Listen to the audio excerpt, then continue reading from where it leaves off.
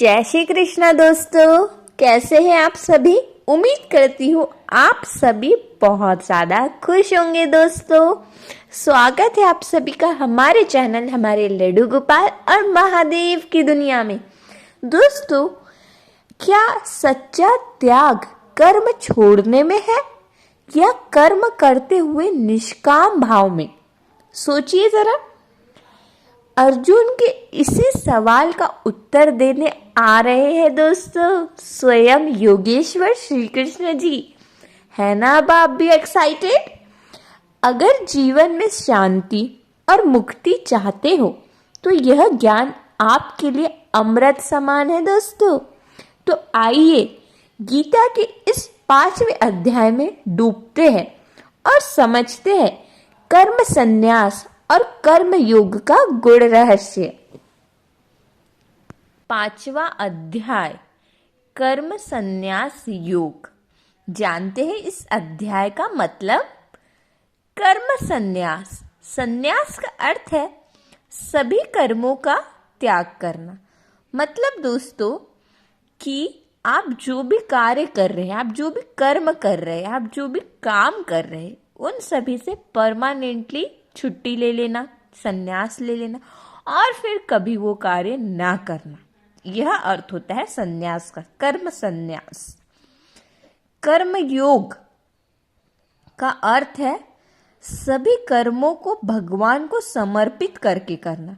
अब कर्म संन्यास का मतलब है कि कोई भी कार्य ना करना, और कर्म योग मतलब हम जो भी कार्य कर रहे हैं उसमें समर्पण की भावना होना चाहिए हमारे भगवान जी के प्रति।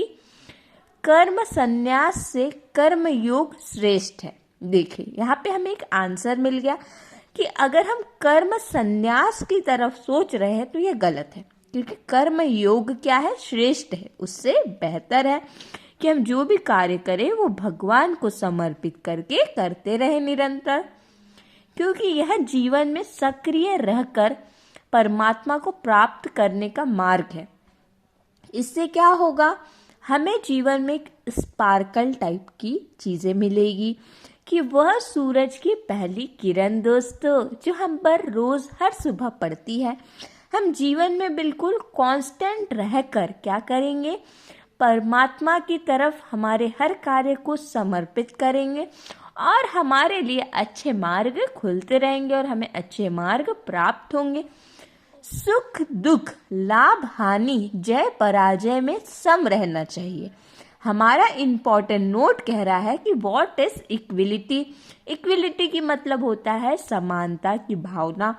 तो जब हम पर बहुत ज़्यादा खुशियाँ हो जाए, बहुत ज़्यादा खुशियाँ आ जाए तो हमें बहुत ज़्यादा खुश अधिक होना चाहिए, नहीं होना चाहिए ये मैटर नहीं करता। हमें दुख में भी वैसे ही रहना चाहिए जैसे हम खुशियों में रहते हैं। मतलब बिल्कुल इक्विलिटी से हमें दोनों ही सिचुएशन को डील करना चाहिए। जब हमें प्रॉफिट हो जाए, जब हमें लॉस हो जाए, हमें टेंशन को साथ में लेकर नहीं चलना है। हमें दोनों ही सिचुएशन में इक्विलिटी के साथ डील करना है। हम जीत जाए, हम हार जाए, इससे कोई भी मतलब नहीं है, लेकिन हमने कोशिश की और हमारी कोशिश ही हमारा रिजल्ट होता है दोस्तों। यही श्री कृष्ण जी अर्जुन को समझाना चाहते हैं कि सुख दुख लाभ हानि जय पराजय में हमें सम रहना चाहिए, बिल्कुल समान रहना चाहिए। देखते हैं आगे कर्म संन्यास योग अध्याय हमसे क्या कह रहा है। ज्ञानी व्यक्ति हर किसी को परमात्मा देखता है। मतलब जो व्यक्ति सही ज्ञान प्राप्त कर लेता है और सही मार्ग पर चलना चाहता है वह हर किसी में भगवान को देखता है। यह बहुत ही अच्छा संदेश है दोस्तों कि हमें सब में भगवान का रूप देखना चाहिए। क्या पता किस रूप में हमें नारायण मिल जाएगा, यह आपने सुना ही होगा। उसी प्रकार ज्ञानी व्यक्ति का क्या कार्य होता है कि वह हर किसी में भगवान का रूप देखता है। कर्म योगी अपने सभी कार्य भगवान को अर्पित करके करता है। हमें हर कार्य के पहले भगवान जी से प्रार्थना करना चाहिए, उनसे सारी बातें शेयर करना चाहिए ताकि वो आपको सही मार्ग पर चलने की शक्ति दे। सभी कार्य निस्वार्थ भाव से करने चाहिए, जिससे अहंकार का नाश हो जाएगा। हमें हमेशा क्या करना चाहिए, हर कार्य सेल्फलेस स्पिरिट से करना चाहिए। हमें कभी भी सेल्फिश नहीं होना चाहिए, जिससे हमारे अंदर की जो नेगेटिविटी है वो क्या हो जाएगी, खत्म हो जाएगी। इम्पॉर्टेंट नोट, कर्म योग जीवन जीने का सही तरीका है। देखिए दोस्तों, कर्म संन्यास हमें नहीं अपनाना है, हमें कर्म योग करना है। हर कार्य भगवान को समर्पित करते हुए करना है, और यही एक राइट पाथ है। कर्म योग का पालन करने से आंतरिक शांति प्राप्त होती है। हमें इनर पीस चाहिए होती है। हम सोचते हैं कि अब हमें बिल्कुल पीस मिल जाए, इनर पीस मिल जाए, हम हर चीज़ अच्छे से करें। उसके लिए हमें कर्म योग का पालन करना है, हमें निरंतर अच्छे कार्य करना है, जिससे हमें क्या होगा, एक कंसिस्टेंसी, एक कांस्टेंट बिहेवियर, हम ये सारी चीज़ें अपना पाएंगे। कर्म योग के माध्यम से व्यक्ति सांसारिक मोहमाया से मुक्त हो सकता है दोस्तों। कि हम कई बार कुछ चीज़ों में उलझ कर रह जाते हैं, या हम एक ही चीज़ें के पीछे अट्रैक्ट हो जाते हैं। कई बार हम सोचते हैं कि हमें पैसों के पीछे भागना है, या फिर हमें ढेर सारी क्या करना है, गलत कार्य करना है। लेकिन ये सारी चीज़ों से क्या होगा, व्यक्ति दूर हो जाएगा, मोह माया से वो मुक्ति पा पाएगा अगर वो कर्म योग करे। कर्म योग, निरंतर भगवान को याद करे, उन पर सारे काम समर्पित करते हुए कार्य करें। इम्पॉर्टेंट नोट, अपने सभी कार्य भगवान को समर्पित करें। देखिए, बिल्कुल वही अच्छी बात कि हमें हर कार्य हमारे श्री कृष्ण जी से कहते हुए करना है। जिस तरह से उन्होंने अर्जुन जी को गाइडेंस दिया है, हमें भी हमारे लाइफ में भगवत गीता के अध्याय पढ़कर बेस्ट गाइडेंस मिल रहा है दोस्तों। अब आ गया हमारे अध्याय की समरी दोस्तों।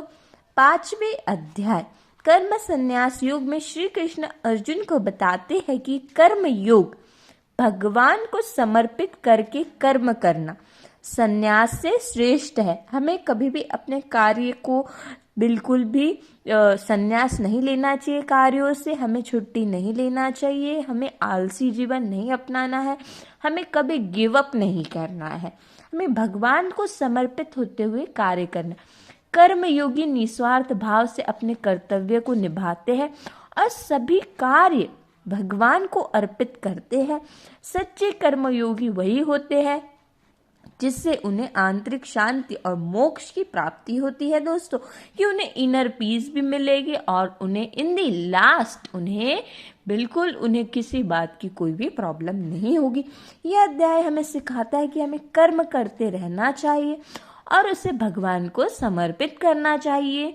देखिए दोस्तों कि इतनी ब्यूटीफुल बातें हम जान पा रहे हैं हमारे भगवत गीता के अध्याय से, कि हमें किस तरह से चलना है, हमें किस तरह से सारी पॉजिटिव वाइब्स अपनाना है। तो यहाँ पर हमारा 5वां अध्याय समाप्त होता है दोस्तों। अगर आपको इस अध्याय में कुछ भी पसंद आया हो और आपको लगा होगा कि हम इसमें से एक भी बातें अपना सकते हैं, तो आप प्लीज़ चैनल को लाइक कीजिए, सब्सक्राइब कीजिए एंड शेयर कीजिए। अब मिलेंगे हम हमारे 6वें अध्याय में दोस्तों। तब तक के लिए जय श्री कृष्णा।